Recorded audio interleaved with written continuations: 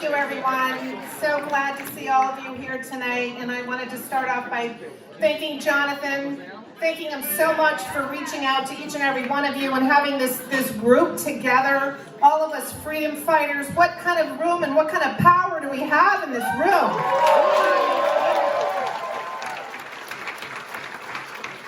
More than that, I so appreciate that he honored Jesus Christ when he started this meeting tonight in prayer.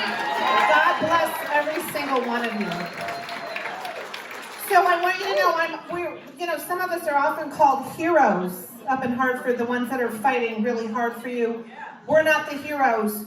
You are the heroes. You start the fight at the ground level, and we need each and every one of you to grow this fight. Bring people in and support us. Support us in this fight in Hartford because it's ugly up there. Forgive me for looking at my chicken scratch here, but I'm going to just look down. I wanted to name a few of the groups that I think are here. And if I miss any, let me know because it's really important. I want to partner with you. The legislators that are here tonight want to partner with your freedom group. So I know that the Connecticut Workers for Freedom, Freedom for Choice, Parents' Choice, CTRA, No Left Turn, Teachers for Choice, the chiropractors, CTRA, and Unmask Our Kids, CT for Liberty.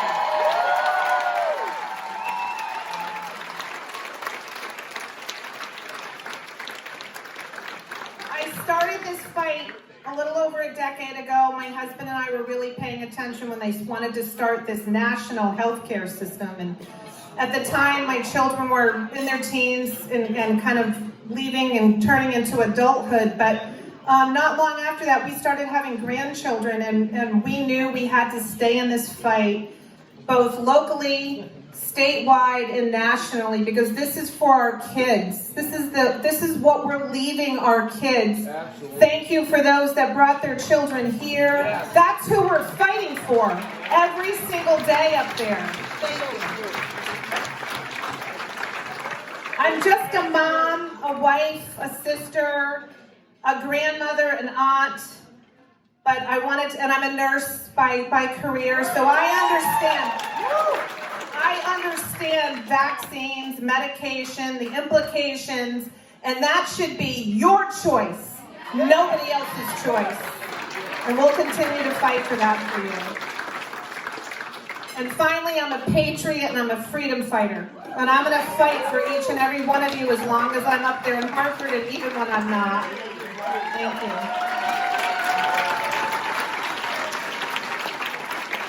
There's so many issues that go so beyond masks and vaccines. And I won't get into all of them today, but please don't be deceived. We're being attacked at every level, right? We're being attacked with teaching our children that white people are innately racist and out to get every person of color. That's just not true. And we're teaching our children to hate.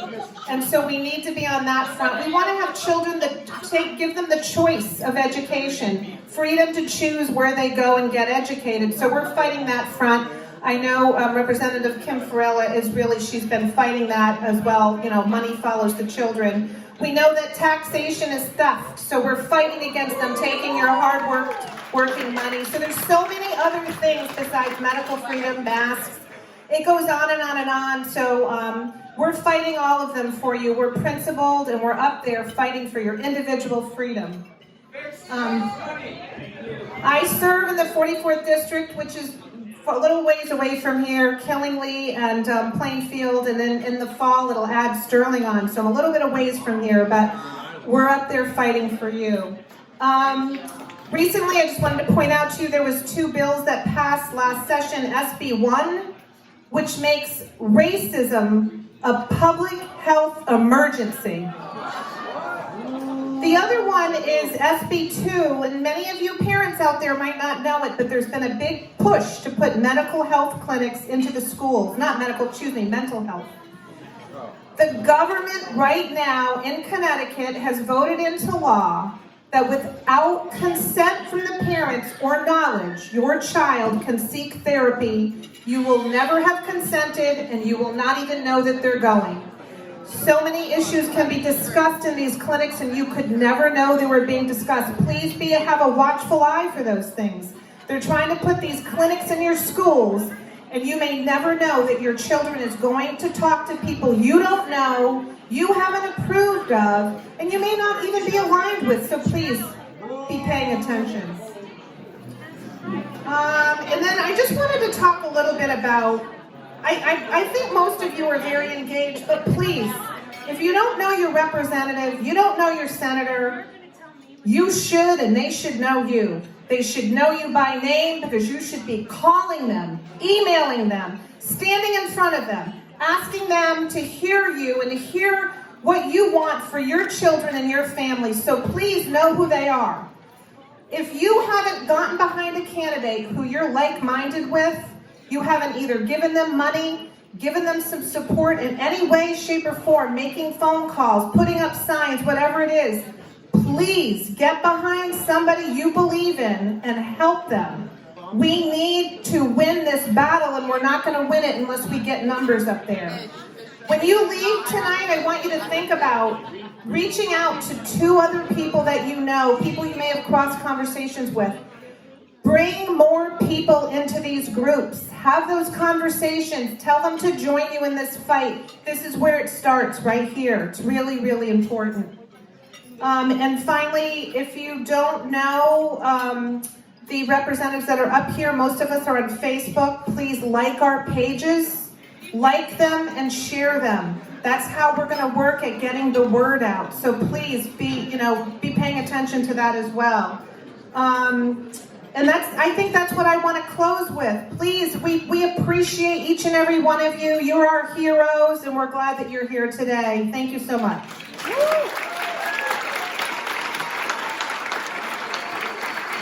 Thank you, State Representative Dan Rapinoe. We got some really awesome state legislators here today. These are like some of the best freedom fighters that we have in the legislature, so thanks for coming up. And I want to welcome another one up to the microphone, another patriot, freedom fighter, state representative. Please welcome State Representative Mark Anderson. Give him a round of applause.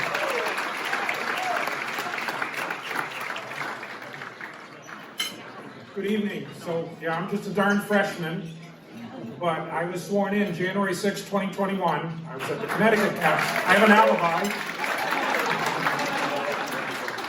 But many of you were there on that very cold day when I was sworn in. And as soon as we were done, I, along with these other representatives here and other members of the Conservative Caucus, we went up right to the fence to meet with you. And I have to tell you, I'm a Swede that isn't supposed to show emotion, and it took everything I had to keep my eyes dry, because we get our energy from people like you. We get attacked on the campaign trail, we get attacked, we do an office, and I've said people, for every 20 attacks, if I get an encouraging word from someone like you, it gives us the energy to keep fighting.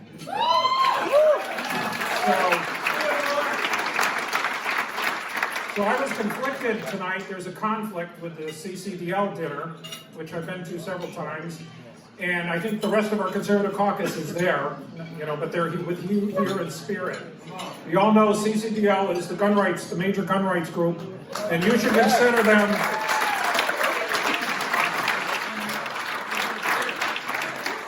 You should consider them your allies. We are fighting the same enemy. And the president there, Holly, of CCDL, is a mother of a young daughter, and I see her on her personal Facebook page putting things supportive of your causes of, medical freedom. So consider them an ally. So when I was deciding to come tonight, Jonathan shot me a message and encouraged me to come, and not 5 minutes later, I heard from a constituent I'd never met, Damon from New Hartford, here with his wife Carrie, and then that sealed the deal. When I was being attacked, at taxpayers' expense, I put out a pretty strong mailer against the continuation of emergency and then for medical freedom, and I got attacked for that. And Damon created a sign that quoted my speech from the September session, one line that I'm more afraid of tyranny than of a virus. And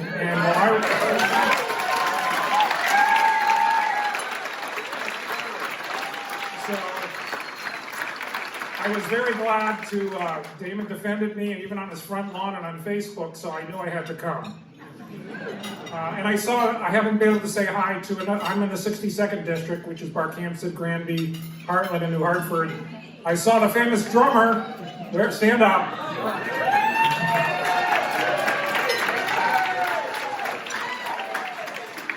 Michael is from Granby, I'm proud to say. Anyone else here from the 62nd district? Very good. Say hi later.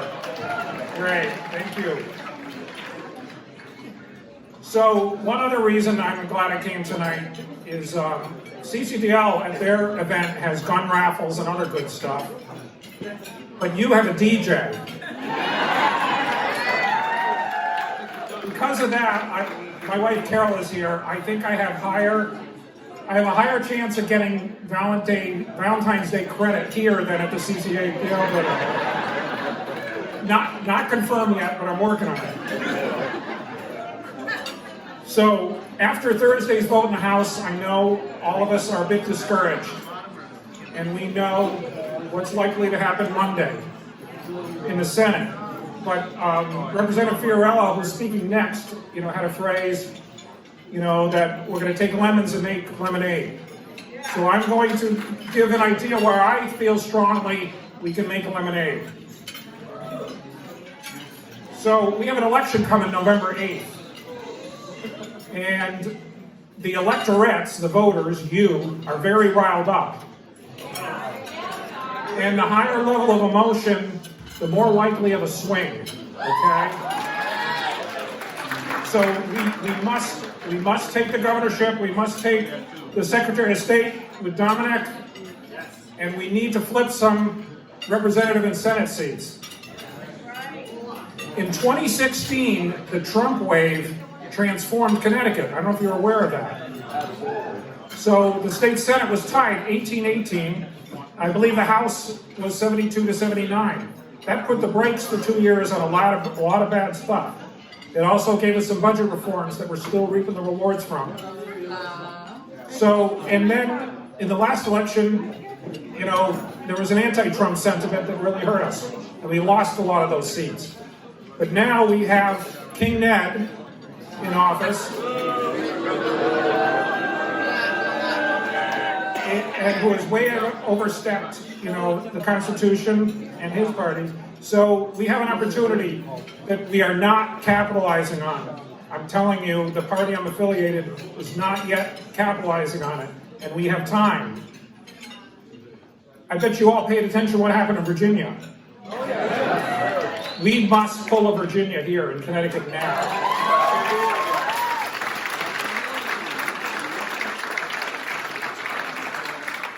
And I have to say, I got your thousands of emails, and I attended most of your rallies, and you've got them rattled, the other side. Okay? I watched in person the governor's speech, and we could hear you shaking the walls outside. And I really think, a lot of people said it was the worst speech from the governor they'd ever heard. He was way off his game, and I think you've knocked him off his game. I've been brainstorming, and with people in my district, and I saw more of it yesterday, today. I know that there have been some memes created with King Ned.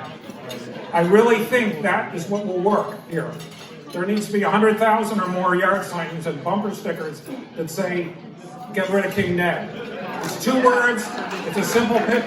So whether it's spontaneous or someone wants to make a profit off it, I really think that will resonate.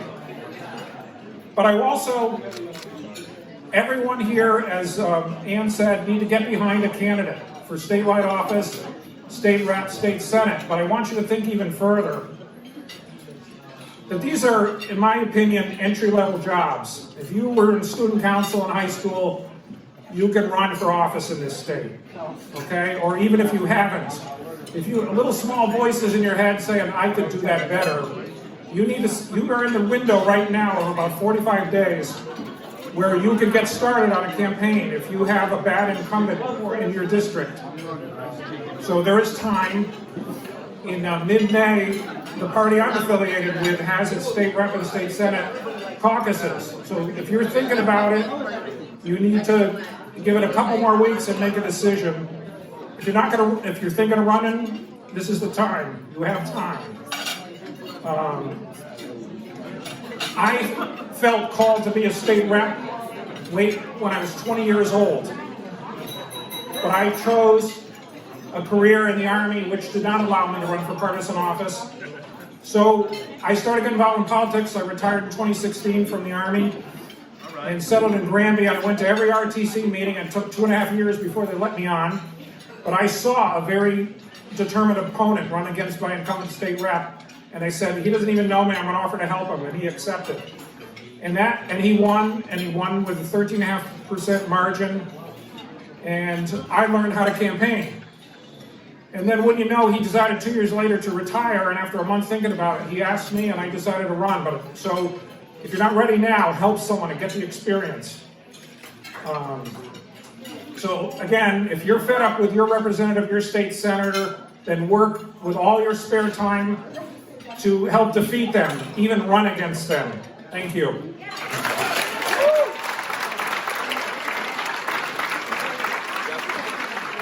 Thank you, Representative Mark Anderson. Next to the microphone, I'd like to introduce State Representative Kimberly Fiorello. Let's welcome her to the mic.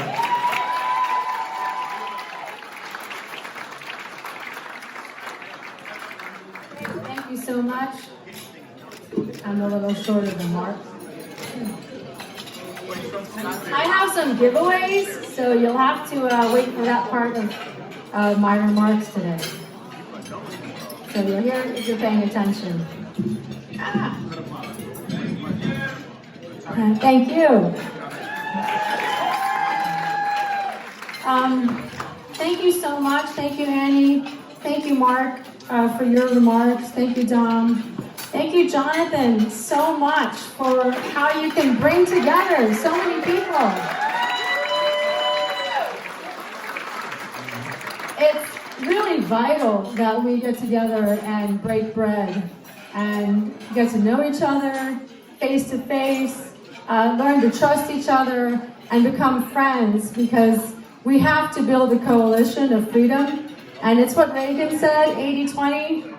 We may not agree on everything, but we have to build a coalition for freedom. That's the only way we're going to win. So I am State Representative Kimberly Fiorello. I represent the 149th District, which is Greenwich and Stamford. And thank you. Oh, good. I'm going to thank you in advance for your attention. I had a few things that I really wanted to share with you. So this past Thursday, February 10, 2022, February 10, 2022. In my book, this is a day for infamy and ignominy, because the Connecticut House of Representatives passed to continue the emergencies in our state. So it wasn't enough that by February 15th, when the governor's emergency declarations are supposed to expire, we would have been living with 707 days of being in 2 states of emergency: public health emergency and civic preparedness emergency. But the governor decided that he would not continue that declaration, so he let it go.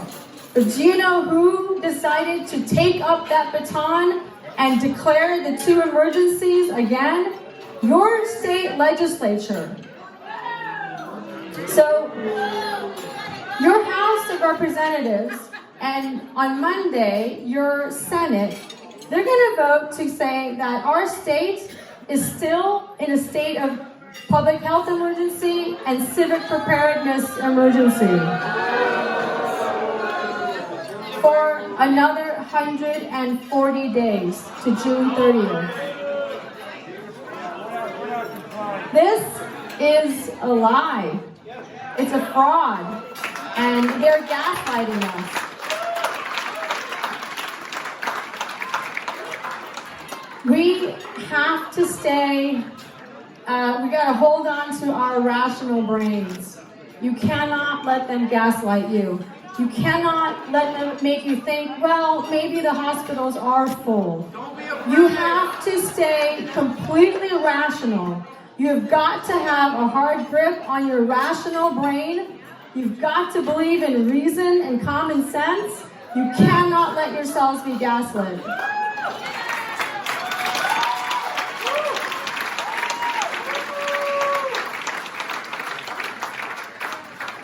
The reason why February 10, I think, is a day for all of us to remember is that not only did they provide such a clear evidence of this kind of fraud that they put upon the people of Connecticut, but they also showed us they have great disdain for parental rights. They have a great disregard for religious freedom, and they want to continue to make us live in fear, and they want to control us. I mean, there was no better day in the legislature. This is my first term. I was there all last year for the 6 months, and now I'm back for the second year of my term. I have never had one day of working in the legislature where I said, holy cow, what they did. I mean, I hope everybody knows what happened today, because there can be no doubt what Connecticut stands for, what those in political power stand for, and what they're doing to us.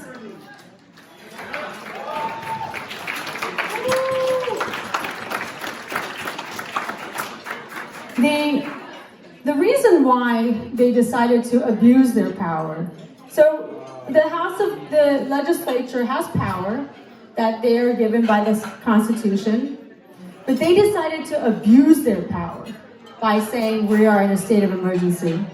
The reason that they gave was that, don't you care about the poor among us? Because if we keep declaring this emergency, then we will get federal dollars for SNAP, which is lunch for poor children, and also extra money for housing.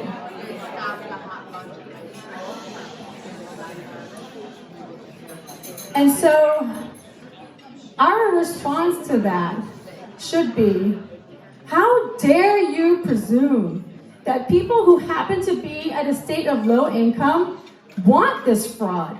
Why do you think that just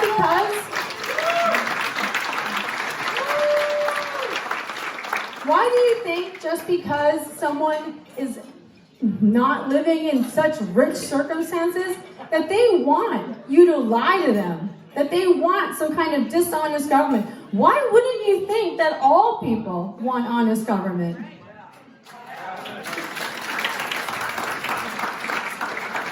So in my floor speech at the end of Thursday's business, just before we took the vote, I said that I was really grateful for what we're doing there, for them taking those votes, because it provides contrast. Contrast is the most important thing in politics. You have to provide the voters a contrast. You can either vote for A or you can vote for B. If you're going to run for office, please don't run as something mushy in the middle, because you're not providing contrast. Know exactly what you stand for and go out and speak with clarity and plain language, and you will win.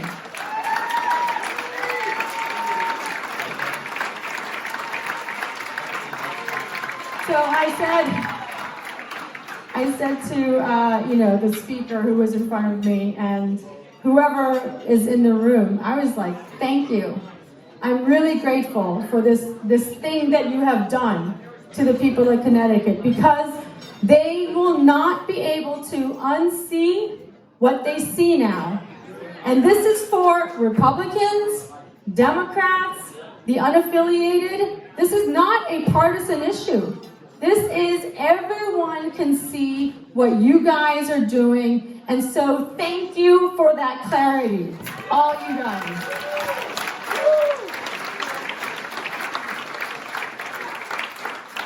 that's actually what brought me to the State House.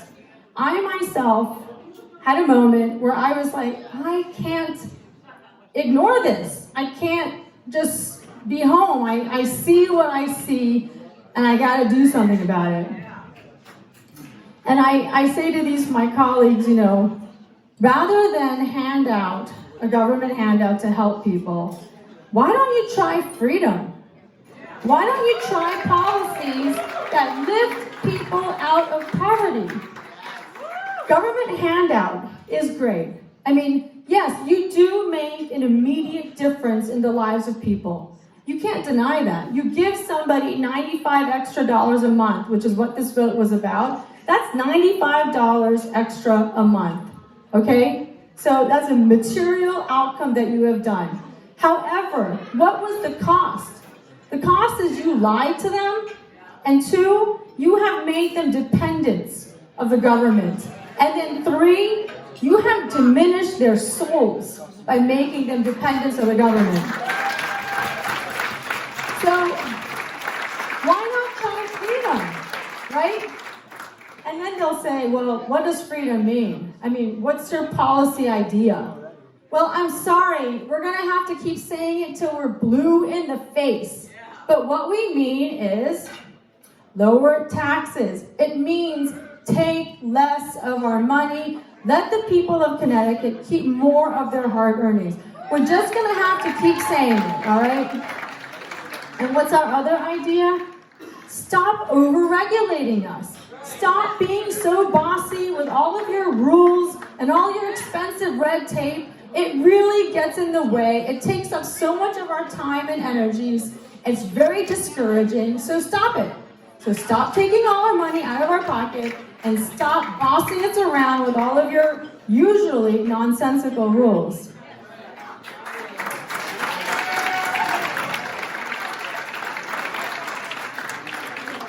It means stop trying to control people and stop forcibly redistributing our wealth.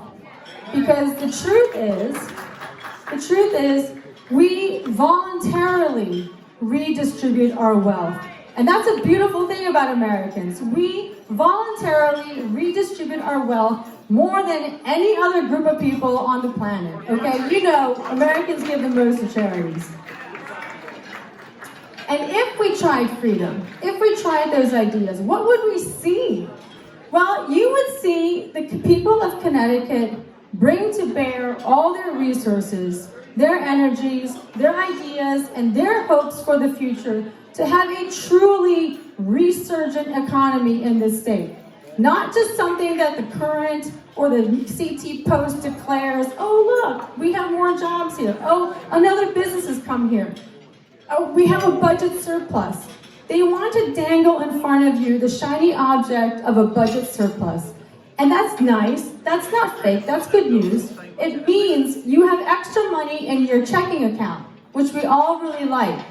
But don't let them dangle this and you lose sight of the fact that we have a massive credit card debt that they have accumulated on every single one of us. That credit card debt, according to this group called Truth in Accounting, puts us number 50 with the highest amount of taxpayer burden in the country. You have your Amex, your Visa, your MasterCard in your wallet, and you go to bed at night. If you're carrying extra debt, that keeps you up at night. And when you pay it off, you feel good. And you do it because you're buying something that you like, and you're deciding to go ahead and carry that credit card debt. Well, you have to know that the state of Connecticut has its own Connecticut Visa card in your wallet. And they're spending money on your dime. And at night, you need to go to bed not so comfortable because that debt is $62,500 per taxpayer in the state. The highest in the country. So we want to see a real resurgent economy, not a fake one. Because we love our state. We love this beautiful, historic state. So Connecticut is my adopted home. I am originally from Seoul, Korea. We moved to the United States when I was 10 years old. I grew up in Virginia. I went to West Point, the military academy, for a year and a half. Go Army. And then I transferred to Harvard, and I worked my career in New York City, and in Hong Kong I was a reporter for the Wall Street Journal. I married an Italian, hence I used to see my paisans over there. So hence Fiorello, and I have 4 children. And in the town of Greenwich, I served on the representative town meeting. I volunteered to, co-host school events and volunteer at the Greenwich Hospital. And then I joined the representative town meeting. That's a little elected office in town. I voted conservatively. That means saying no to a lot of town spending because it was excessive. And then I ran for state rep.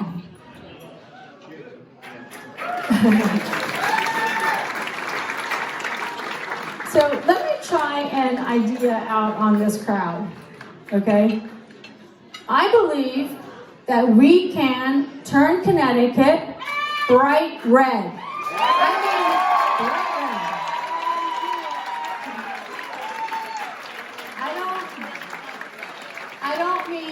I don't mean purple. I don't mean purple. And I don't mean like watercolor red or, transparent red.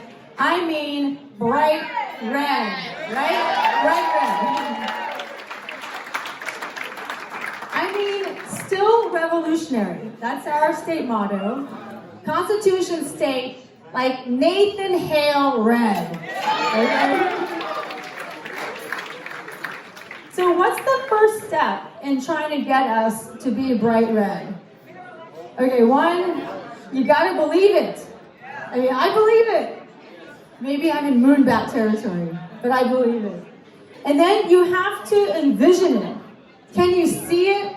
Can you see Connecticut bright red? I know there's many of us who have voted with our feet. We know we've lost friends and neighbors who had enough, and they chose, they took an action and they voted with their feet. But we're still here, right?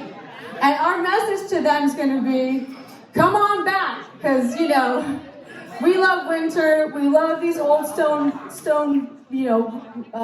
those rock walls everywhere, our historic towns, the beautiful white church steeples. Florida's so flat.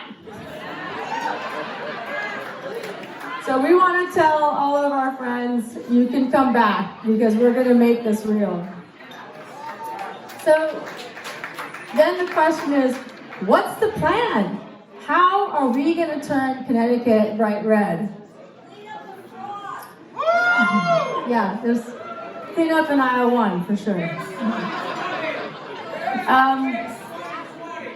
Well, I think we can look back, and we can look back to our founders. I know, it sounds really old. But, in human history, looking back to the founders is pretty recent. And most of my heroes come from the Bible. And, the Bible is 3,400 years old. So why can't you go back to the 1770s? Pretty recent. If you look to our founders, they learned a lot from history. They were enlightened. They brought together 13 colonies, and our job will be to bring together 169 municipalities. But they wrote a lot of letters. They had a lot of meetings. Ultimately, they had to go to war, but they also implored the king many, many times. They tried to do everything but go to war. And we don't want to go to war. I mean violence. We don't want violence. You want to get to freedom through peace. Non-violent means is how we have to do it. And they got to having citizens, and you don't have to persuade everyone, because we know we're not going to get there, but they persuaded enough that they were informed and assertive. And that's what got the revolution going, is you had enough informed and assertive citizens. So, in a way, there is a plan. And the plan is called The Tipping Point. And if you read Malcolm Gladwell's book from 2000, it's crazy that book is 22 years old now, but he studied tipping points. And Connecticut has to get to a tipping point for freedom. And he said, what are the 3 things that gets you to a tipping point? One is, it's called the law of few.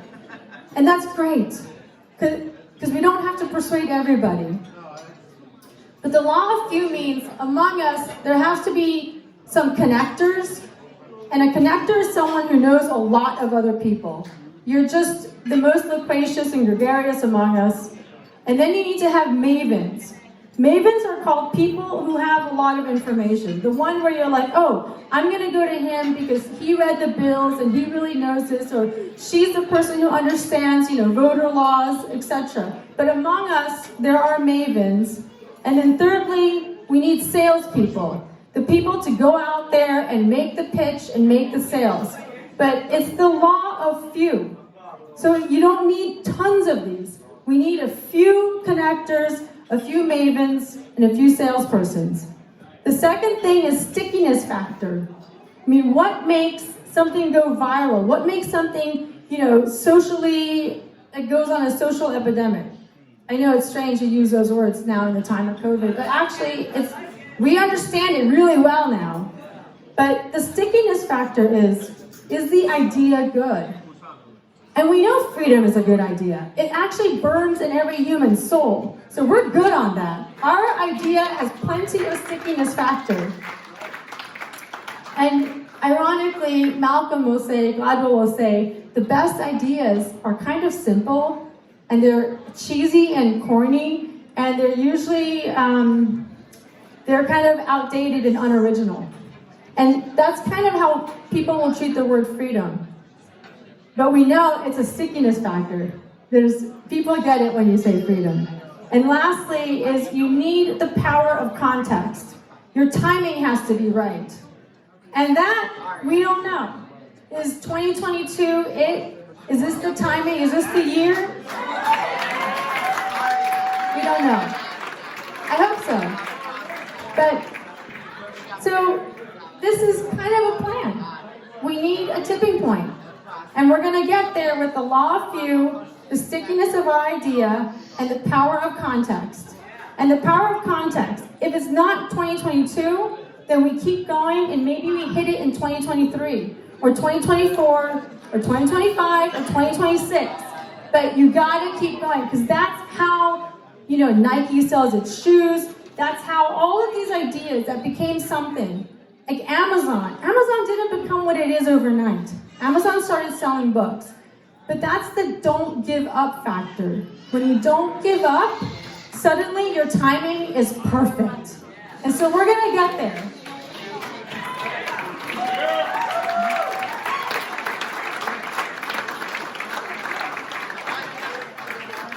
The value of the Tipping Point book is that it gives us an intelligent observation on how things like this happen. It's like principles. He studied it and he showed it for us. So we don't have to reinvent the wheel. Let's follow that.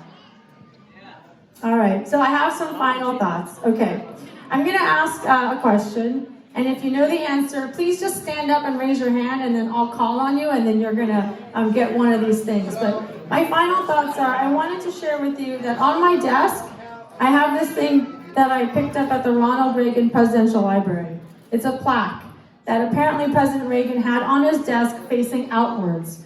And it says on it, "There is no limit to what a man or a woman can do or where he or she can go if he doesn't mind who gets the credit." Okay? This is really important, especially in coalition building. We can't kill ourselves trying to get the credit. But this faced outwards on Reagan's desk. And then Reagan also had this plaque on his desk, and it says, "It can be done." And so I just love both of these. When I actually drove across the country from Connecticut to California 4 winters ago with my children and my husband, just to go to the Reagan Library. And I picked up a whole bunch of these, so I have some extras and I want to give them to you guys. Okay, so who can answer this question? Does anybody know who signed, there's one person that signed the 4 major founding documents of our country? Please stand up if you know the answer. There's one man that signed all 4 of the major founding documents. Okay, yes sir, in the back. I can't hear you. No, it is not Benjamin Franklin. Yes sir, in the white and red tie. Roger Sherman. Yes it is. So I'll give you a choice. Do you want the credit plaque or do you want the it can be done? Okay, he likes the first one. Great.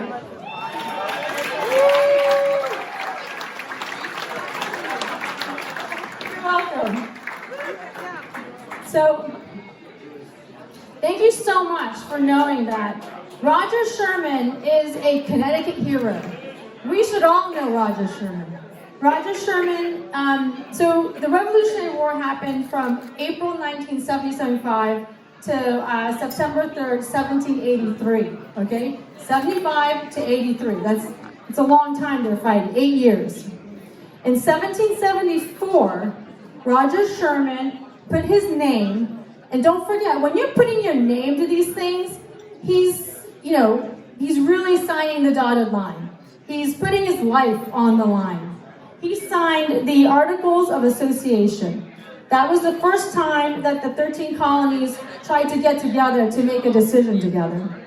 Then, in 1776, Roger Sherman signed the Declaration of Independence. In 1777, he signed the Articles of Confederation as the 13 colonies were trying to figure out how to work together. And then in 1787, of course, he signed the U.S. Constitution. So I want to read to you what Thomas Jefferson said about Roger Sherman. And the reason why I'm sharing this is because we all need mentors, And I think Sherman serves as a great mentor for those of us who love freedom in Connecticut. Thomas Jefferson one day pointed across a very crowded assembly hall, and that's why we know he said this. He said in a loud voice, "There goes a man who never said a foolish thing in his life." He said that about Roger Sherman. There goes a man who never said a foolish thing. And then there's a patriot named Fisher Ames from Massachusetts.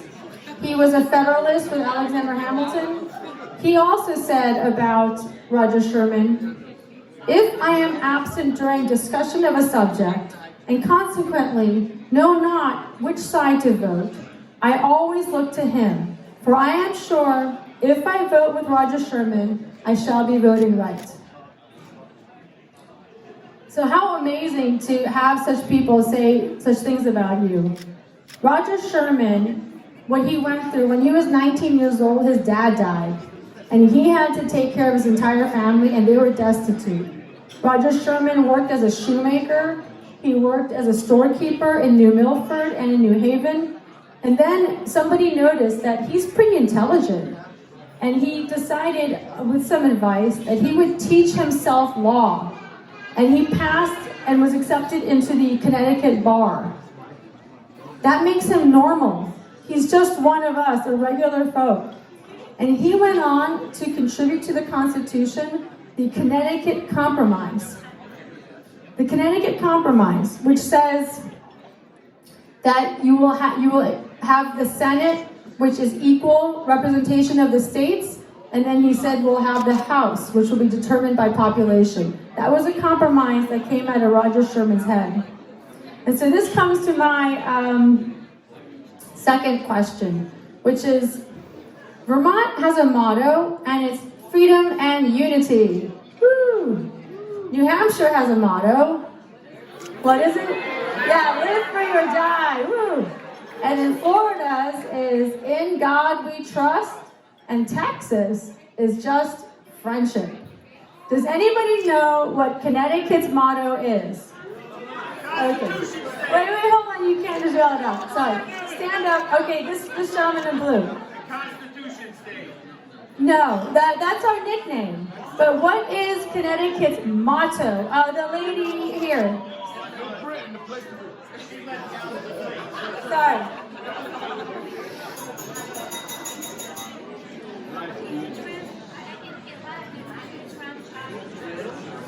Yes, thank you, you're right. Here is your, it can be done plaque.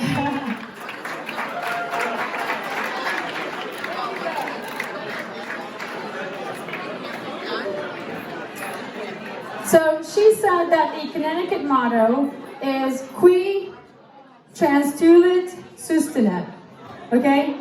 So other states are like, friendship, live free or die. In Connecticut, we don't go around saying, qui transtulit sustinet. But that's a characteristic of Connecticut, which is that means he who is transplanted still sustains.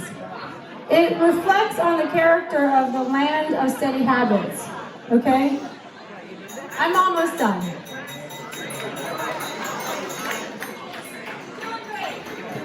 Thank you, guys. I'm pointing to Roger Sherman and how he was said to be the go-to guy because he was so principled, and how Thomas Jefferson said he didn't do a foolish thing. And then our motto is about sustaining. And so the people of Connecticut, we're different. I mean, we love freedom. This is my adopted home, but I love Connecticut. We're not Texas, you know? We're not Florida. We're not Tennessee. We're Connecticut. So our contribution to saving this country is going to come from doing it our way. There is a kind of Connecticut brand of freedom loving. There is a kind of Roger Sherman kind of freedom fighting that is different. And it took a while for Connecticut's people to wake up. But the embers of freedom in Connecticut are burning and is getting reignited. So it's not too late. And the good news is that when fires burn slow, they burn long and they burn hard. So this is a deep fire that they are just beginning to realize is here.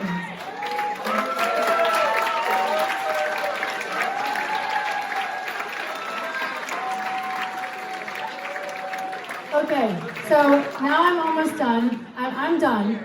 I just want to say the most important election this November is for Secretary of State. Okay? Dominic Rapini is a dog with a bone when it comes to election security. We are very, very lucky. Many times we say to ourselves, oh, I wish we had an amazing candidate for this job. Well, we have an amazing candidate for Secretary of State. And Dominic, who was up here first, he's obviously a wonderful and warm human being, but he is also a dog with a bone on election security. He was the chairman of Fight Voter Fraud, which is a grassroots organization. He was chairman of the board of Fight Voter Fraud.